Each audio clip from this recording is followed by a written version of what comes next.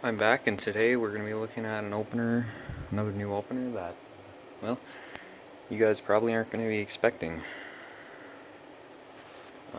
First thing that I'll show you, I guess,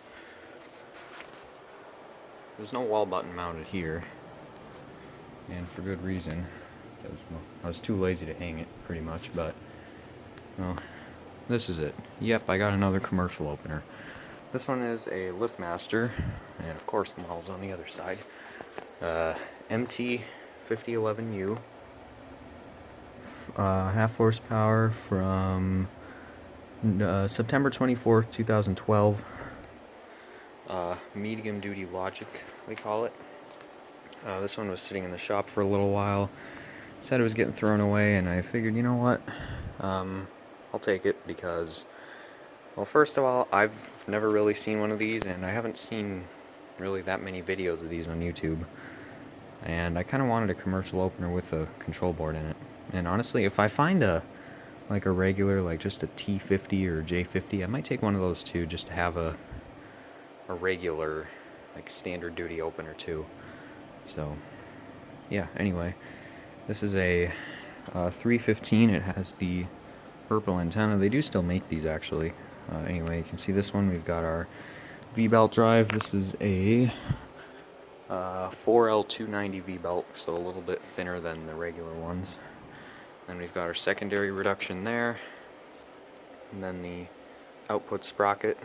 I did actually keep the chain for this because when you have a mini door that you have to cut down chains a lot so you can get them the right size for different openers, yeah, you can never really have too much chain. And then over here is the chain that drives the limits. Power cord goes in there. This power cord I stole off of an old Genie screw drive sitting outside, and then I have all my control wires going here.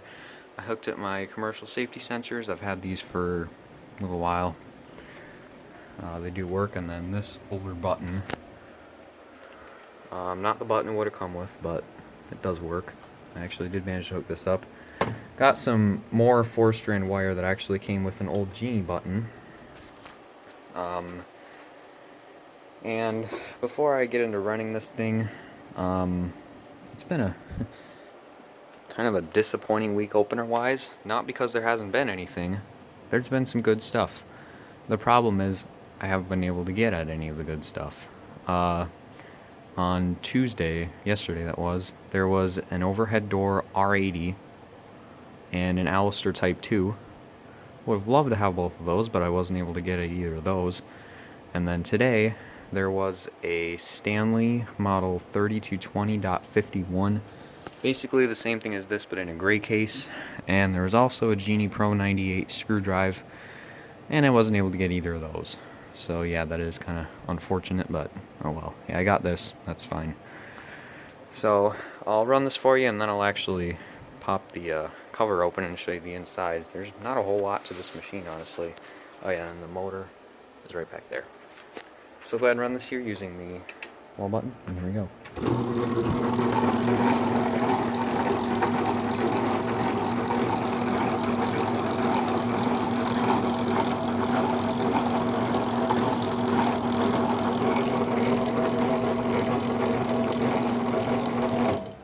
Runs for a while because it is a little bit slow. I'll show you over here. I'm using the same accessories I used on the 3585 since it's 315. I have a focus, there you go, 373 LM and a 377 LM. This does not have one button close, by the way, on the keypad, which is weird. You have to put in the code to run it with the keypad.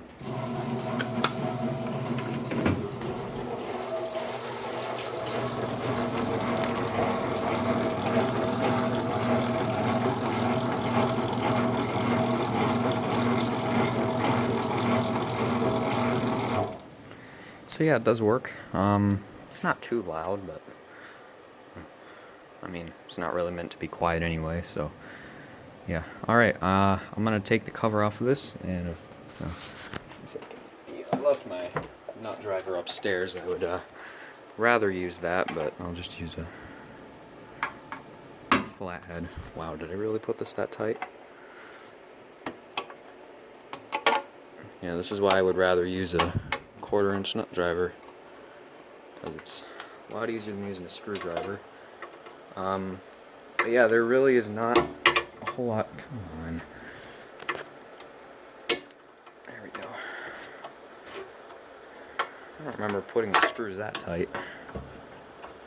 Sorry you can't see much, but.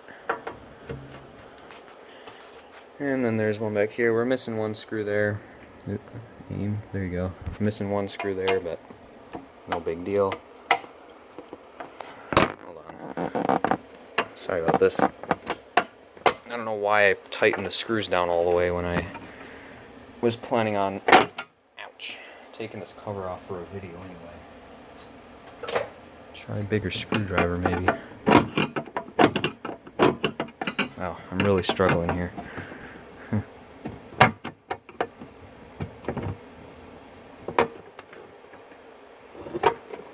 There we go.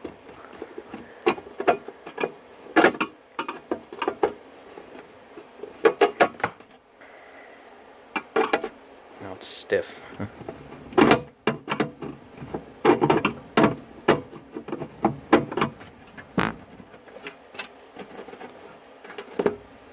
Well, that was fun. Alright, so let's take the cover off of this and show you what we got inside of here. Like I said, there's not a whole lot to this machine. Come on. You gotta be kidding me. There we go. Alright, so this is all that we have in here. All of our power wiring is there. We have our logic board, which has our relays and our transformer and all of our terminals on it. And for some reason the LED there is blinking. I don't know why. It's giving me 2 flashes. I don't know why. We have our capacitor for the motor here and your limit system. 1 switch for the up limit, 2 for the down limit. So yeah. Yeah, like I said, not a whole lot. We'll run this using the button on the board here. We got open, close, stop, learn, and timer to close. I don't know how to set a timer to close on this. And I'll show you the terminals real quick. We've got 2 terminals for the sensors. You have 3 is common, 4 is your interlock, which is what this brown jumper wire is there for, and then stop, close, open to go along with these buttons. We're on with the onboard buttons here, get your view of the limits.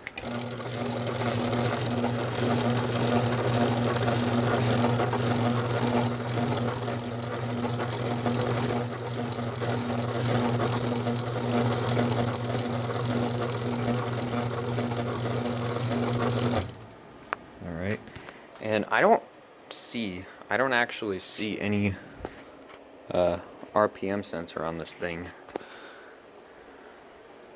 So I'm not sure if when the clutch slips, if the motor actually will shut off or if it'll just keep running. Just the clutch will slip and wear out. I know the heavier duty models do have an RPM sensor, but this one doesn't seem to have one. We'll run this down and then that'll be it.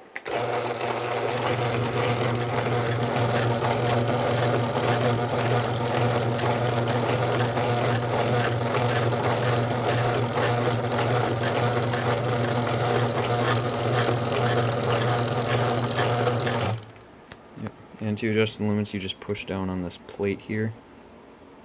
Let's see if I can do this one-handed, and then you can turn these screws, or these nuts. So yeah.